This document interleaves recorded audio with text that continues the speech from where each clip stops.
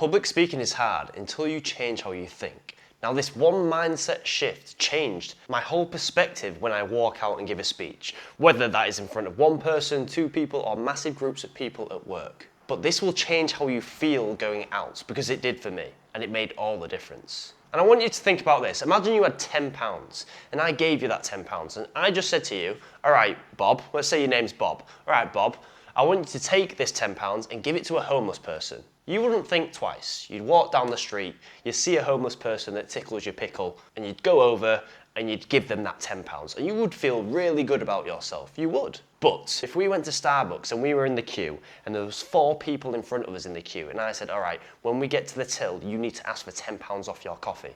Not for any reason, just because you want £10 off your coffee. You're going to start to get a little bit nervous. Your stomach's going to churn, your palms are going to sweat, and you're not going to want to say it. You're going to be thinking, oh no, oh no, oh no, what's going to happen? What's going to happen? Both situations involve £10, but in one, you were taking. At Starbucks, you were taking. But when you were giving the homeless man some money, you were giving. And it's the same with your presentations. When you go on stage to take, like, what am I going to sound like? Are they going to like me? Is my speech going to go smoothly? Am I going to mess up my words? You are taking from the audience.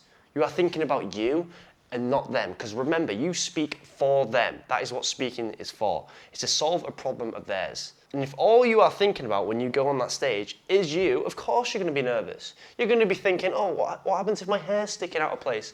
What happens if I trip over on stage? But when you change the perspective and think about what you can give to the audience, that's when it changes. What value can you give? Are you going out on that stage to let them know about a system that will help them with creating presentations? Are you going through a blueprint on how to create a presentation so they can do it at work and they can create more sales and commissions for themselves so they can put food on the table for their family? Are you going on stage to talk about a framework, a 4R framework, to kill their limiting beliefs so they can achieve much more than they thought was even possible? Are you going out on stage to entertain them? Inform them, educate them. But what value are you giving? Because you are there to do one thing and one thing alone, and that is serve your audience. How are you serving your audience? And when you know the way that you are serving your audience, that is when it becomes easier. Let's say you're taking a meeting. You could take a meeting and people think, oh, a meeting, not a meeting. It's going to waste 10 minutes of my day. But if your goal with that meeting is to make the work environment a lot better so they can actually enjoy being at work, that is how you are serving them. So you are taking that meeting, you are speaking, and you have brought everyone together for that meeting to give to them, not to take away from them. That's the same with every presentation. And when you go in with the mindset of, I'm here to serve, I'm here to change one person's life, just one. If there's 100 people there, just think, I need to change one. Because remember, when you speak to the individual. Speak to one, but look to all. How can you change that one person's life? How can you affect that one person's life? And how can you benefit that one person's life?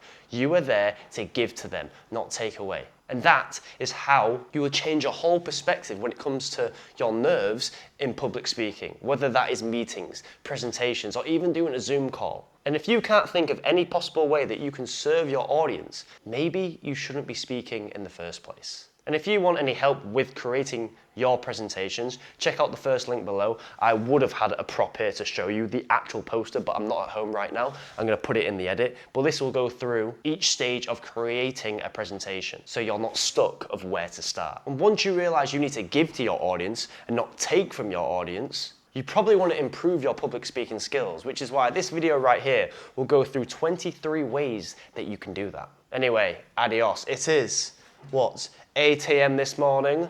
I am going to go to the gym, do a little bag work session, and then I'm going to go to the beach, and then I might go try and find some koalas. There's a spot maybe 20 minutes away from me. And that is my Sunday sorted. Adios.